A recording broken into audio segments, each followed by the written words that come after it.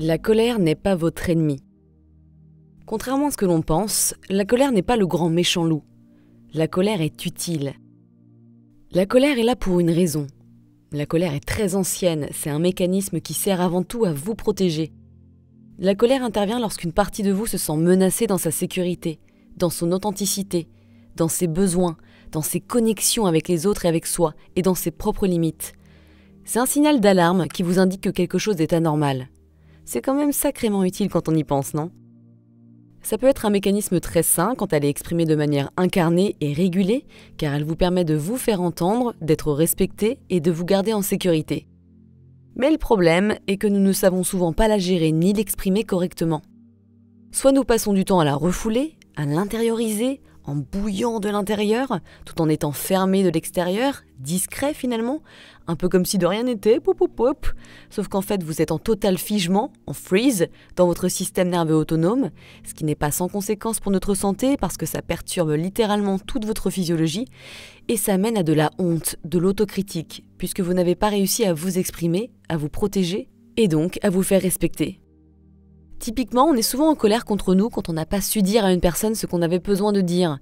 Et souvent, on se retrouve après, plus tard, à réimaginer la scène dans notre tête qui est arrivée, en leur exprimant leurs 4 vérités, en étant parfait, en disant tout ce qu'on a besoin de dire, ou alors en nous demandant intérieurement « Mais pourquoi j'ai pas pensé à lui dire ça? Putain, j'aurais dû dire ça !» Je suis sûre que c'est arrivé à tout le monde. Personnellement, quand j'étais enfant, j'étais trop gentille et j'osais pas dire ce que je pensais par peur d'être rejetée ou par peur des conflits. Évidemment, du coup, ça m'arrivait très souvent et par conséquent, je ne m'aimais pas parce que j'arrivais pas à me défendre. Je me trouvais nulle, j'avais pas de self-esteem. Mais quand il s'agissait de me défendre, j'étais littéralement figée, bloquée. J'avais pas quoi dire, c'était pas ma nature, je ne savais pas comment faire, quoi.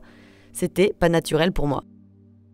Une autre manière, c'est d'extérioriser beaucoup trop, c'est-à-dire sans contrôle. Nous pétons des plombs en ayant des comportements totalement intenses, totalement out of control, en étant contractés dans notre corps entier, tout en blâmant, en insultant les autres, qui selon nous sont responsables de notre malheur, pauvres victimes que nous sommes. Et là, notre système nerveux, il ne peut pas gérer toute cette violence, il ne peut pas nous réguler, il ne sait pas comment faire, parce que nous sommes hors de contrôle. On est parti au quart de tour et pour lui c'est trop violent, il se sent submergé. Je peux vous dire qu'adolescente, fun fact, après avoir bien été harcelée à l'école primaire et au collège, j'ai donc décidé de ne plus jamais me laisser marcher sur les pieds. J'ai donc changé de style vestimentaire, je me suis habillée en noir, j'ai mis des picots en guise de collier, oui bien sûr, oui, faut assumer, et en guise d'avertissement, et j'ai fait du skate en mode rebelle en écoutant du métal. Et si on me parlait mal, je ne savais tellement pas gérer cette colère en moi que du coup je partais dans tous les sens, j'étais très violente, agressive, et il valait mieux éviter de m'embêter si on voulait pas avoir des soucis. Mais du coup c'était pas cohérent parce que pareil, c'était trop extrême. C'est assez intéressant d'ailleurs parce qu'une émotion qui n'a pas été exprimée, elle reste coincée en nous, comme vous commencez à le comprendre si vous écoutez mes podcasts et lisez mes posts. Elle ne va nulle part, elle reste dans le corps. Toutes les fois où nous n'avons pas bien géré ni digéré cette émotion, ça fait en sorte que cette émotion, elle s'accumule en nous, de plus en plus. Comme si on était de plus en plus rempli par cette émotion. Et quand une émotion arrive, qui est la même que celle qui est déjà stockée en nous, ça va résonner avec le reste, avec ce qu'il y a dans notre corps, avec cette énergie qui est encore en nous. C'est pour ça qu'on peut devenir de plus en plus violent. C'est l'effet cocotte-minute. La jauge de cette émotion est trop remplie, trop présente en nous. Bam, ça explose. Donc quand on est en colère, ça va résonner avec cette même énergie de colère qui a été coincée en nous depuis des années, à chaque fois qu'elle s'est produite, et à chaque fois qu'on ne l'a pas exprimée, et qu'elle est restée donc du coup coincée en nous. Ça n'est pas sain. On est un peu possédé et contrôlé par cette énergie accumulée de colère, vous voyez ?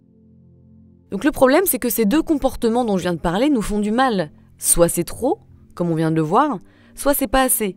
Mais dans tous les cas, ça entretient la douleur émotionnelle ou physique, parce qu'on ne se respecte pas. On ne respecte pas notre physiologie, ni nos besoins. Alors qu'est-ce qu'il faudrait faire du coup ?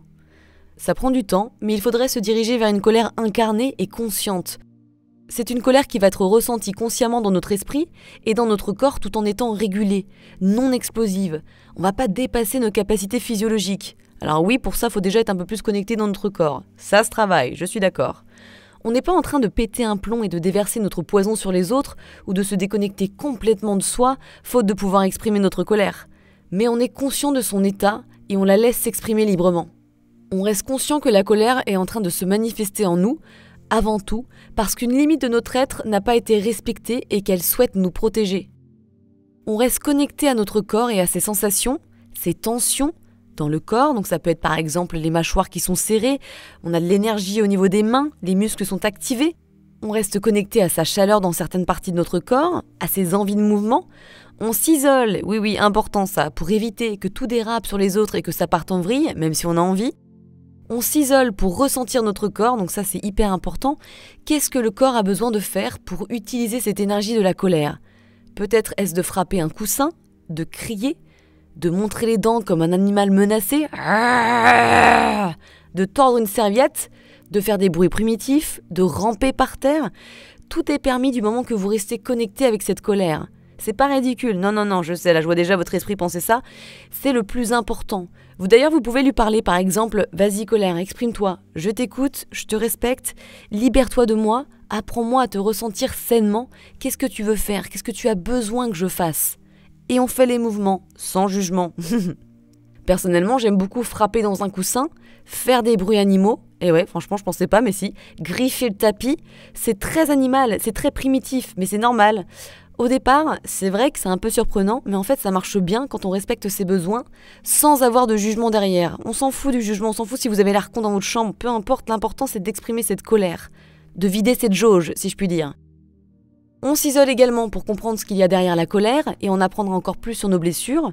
Ça, on peut le faire en second temps une fois que la colère elle a été exprimée et que vous sentez une différence par rapport à avant. Vous sentez que vous êtes un peu plus calme, que là, vous avez sorti votre chiasse, quoi, si je puis dire. Posez-vous les questions suivantes. Quelle vérité en vous n'a pas pu s'exprimer ?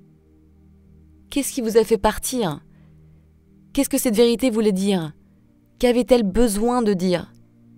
Qu'avait-elle besoin d'entendre ? Quelle blessure cela fait ressortir en vous ? Qu'auriez-vous besoin qu'on dise ou fasse à cette partie de vous blessée ? Un truc que j'aime bien faire après tout ça, moi, c'est de finir par imaginer parler à mon enfant intérieur pour le rassurer et écouter pleinement son besoin, pour bien lui montrer que je l'écoute, que je suis là pour lui, que je le respecte et que je le défends parce qu'il est important. Ça permet de calmer le subconscient, c'est hyper important parce qu'encore une fois, ces émotions-là, elles sont là depuis des décennies et depuis qu'on était probablement enfant. Et c'est des blessures d'enfance, c'est des blessures du passé qui ont besoin d'être entendues et c'est pour ça que ça continue à se reproduire si on ne met pas de conscience là-dedans. Bref, retenez bien, la colère n'est donc pas votre ennemi. La colère est nécessaire, mais ne faites pas les erreurs dont on vient de parler. Rajoutez de la conscience, c'est hyper important, et isolez-vous pour la laisser s'exprimer pleinement, respectueusement. Et ensuite, cherchez la cause de ces blessures. Voilà, bisous bisous.